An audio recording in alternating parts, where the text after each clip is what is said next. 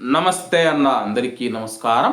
Kuwait మరియు Gulf దేశాలలో మనం చూసుకుంటే 1,00,00,000 మంది భారతీయులు నివసిస్తూ ఉన్నారని చెప్పేసి పార్లమెంటులో భారత ప్రభుత్వం ప్రకటించిందనమాట.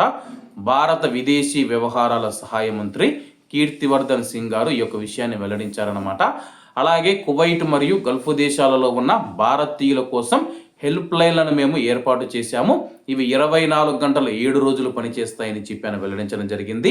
అలాగే గత 3 సంవత్సరాలలో కువైట్ మరియు గల్ఫ్ దేశాలలోని భారతీయ దౌత్య కార్యాలయాలకు అందిన ఫిర్యాదుల మొత్తం సంఖ్య 1,38,213 అని చెప్పేసి అవసరమైన సహాయం అవసరమైన సందర్భాలలో మనవారు ఇండియన్ ఎంబసీ కన్సులేట్లను సంప్రదించేందుకు పలు మార్గాలు ఉన్నాయని చెప్పేసి వాళ్ళు ప్రత్యక్షంగా ఎంబసీలకు వెళ్ళవచ్చని చెప్పేసి, లేకపోతే ఈమెయిల్ 24 గంటలు 7 రోజు అత్యవసర ఫోన్ నెంబర్లు వాట్సాప్ నెంబర్లు ఉన్నాయని చెప్పేసి, అలాగే వాళ్ళ నుంచి వచ్చిన ఫిర్యాదులను వెంటనే ఇండియన్ ఎంబసీలు పరిష్కరిస్తూ ఉన్నట్లయితే మంత్రి గారు అయితే తెలియజేయడం జరిగింది. అలాగే వెబ్సైట్ మరియు సోషల్ మీడియా ప్లాట్ఫామ్ల ద్వారా కూడా కువైట్ మరియు గల్ఫ్ దేశాలలో నివసిస్తూ ఉన్న ప్రజలు ఇండియన్ ఎంబసీని సంప్రదించవచ్చని చెప్పి తెలపడం జరిగింది.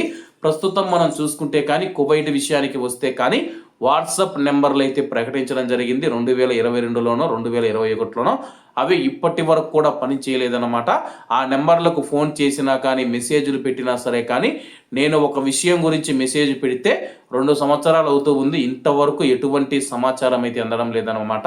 అలాగే భారత ప్రభుత్వానికి అలాగే భారత విదేశీ వ్యవహారాల మంత్రి గారు ఎవరైతే జయశంకర్ గారు ఉన్నారో ఆయనకు కూడా తెలపడం ఏంటంటే కానీ ఇండియన్ ఎంబసీ వాట్సాప్ నెంబర్లు హెల్ప్ లైన్ నెంబర్లు కేవలం పేరుకు మాత్రమే ఉన్నాయి. భారతీయులు నిజంగా కష్టాల్లో ఉండి ఫోన్ చేస్తే కానీ ఎటువంటి సమాధానం రాలేదని చెప్పేసి చాలా మంది భారతీయులు ఇది తెలియజేశారు సార్.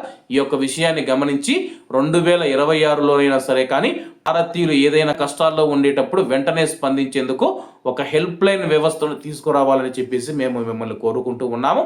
కాబట్టి అందరూ బాగుండాలి, ఎందులో మనం ఉండాలి. అందరికీ నమస్తే అన్న, జై హింద్.